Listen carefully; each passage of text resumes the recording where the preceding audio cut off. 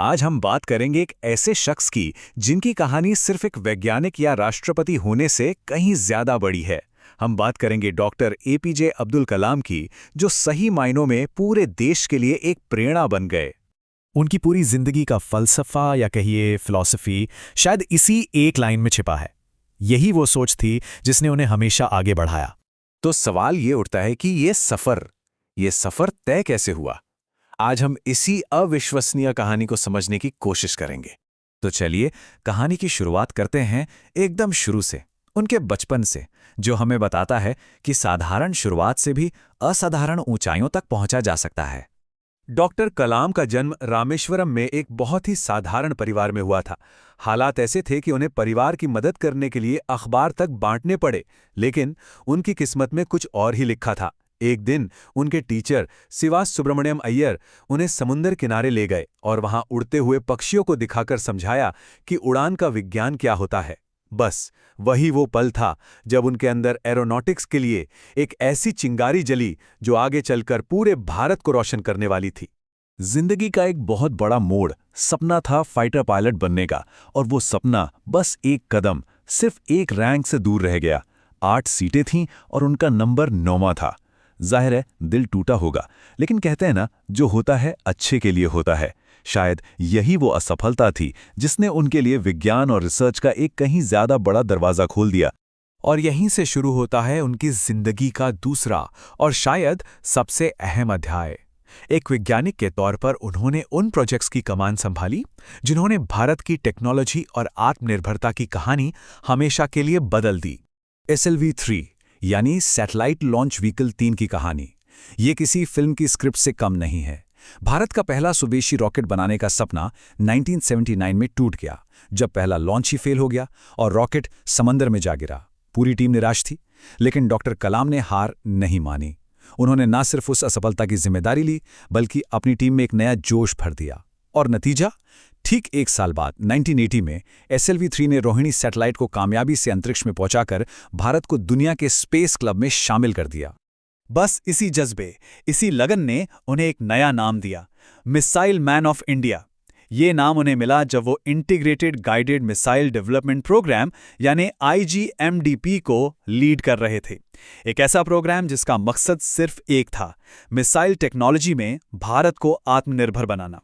उनके नेतृत्व में भारत ने 5 तरह की मिसाइलें तैयार की: पृथ्वी, अग्नि, आकाश, त्रिशूल और नाग। जैसा कि आप देख सकते हैं, इनमें से हर मिसाइल ने भारत की रक्षा प्रणाली को अलग अलग मोर्चों पर, चाहे वो जमीन हो या हवा, जबरदस्त मजबूती दी। मिसाइलों के साथ साथ 1998 के पोखरान 2 न्यूक्लियर टेस्ट में भी उनकी भूमिका बहुत अहम थी। बतौर चीफ प्रोजेक्ट कोऑर्डिनेटर उन्होंने भारत को एक परमाणु शक्ति के रूप में स्थापित करने में बहुत बड़ा रोल निभाया। ये वो मौका था जिसने दुनिया में भारत की सामरिक हैसियत को हमेशा के लिए बदल दिया। लेकिन डॉक्टर कलाम की महानता सिर्फ बड़े बड़े हथियारों तक सीमित नहीं थी। उनकी सोच में इंसानियत सबसे ऊपर थी। उन्होंने मिसाइलों में इस्तेमाल होने वाले हल्के मटेरियल से पोलियो से पीड़ित बच्चों के लिए कैलिपर्स बनाए। जरा सोचिए, कहां 3 किलो का भारी भरकम मेटल और कहां सिर्फ 300 ग्राम का हल्का कंपोजिट। ये फर्क बच्चों के लिए किसी जादू से कम नहीं था। और इसका असर कोई छोटी मोटी बात नहीं थी। 50,000 से भी ज्यादा बच्चों की जिंदगी बदल गई। उन्हें चलने फिरने की वो आज़ादी मिली जो पहले एक बोझ हुआ करती थी। ये दिखाता है कि उनकी नज़र में टेक्नोलॉजी का असली मकसद देश की रक्षा के साथ साथ आम इंसान की जिंदगी को बेहतर बनाना भी था। एक महान साइंटिस्ट होने के अलावा डॉक्टर कलाम एक बहुत बड़े विजनरी, एक दूरदर्शी भी थे। उन्होंने भारत के भविष्य के लिए एक पूरा रोड मैप तैयार किया था। उनकी किताब इंडिया 2020 सिर्फ एक किताब नहीं थी, बल्कि ये एक डेवलप्ड नेशन बनने का ब्लूप्रिंट था।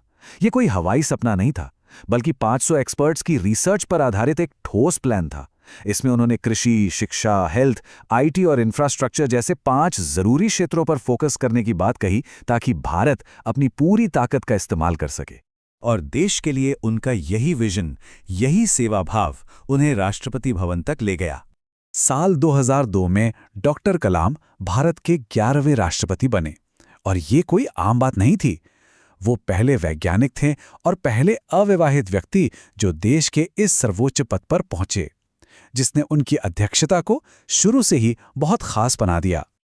लेकिन वो सिर्फ राष्ट्रपति नहीं बने, वो बने जनता के राष्ट्रपति। उन्होंने राष्ट्रपति भवन के दरवाजे आम लोगों, खासकर नौजवानों और बच्चों के लिए खोल दिए। वो लोगों से मिलते थे, उनके ईमेल का जवाब देते थे और देश भर के स्कूलों, कॉलेजों में जाकर बच्चों से बातें करते थे। इसीलिए वो हर दिल में बस गए।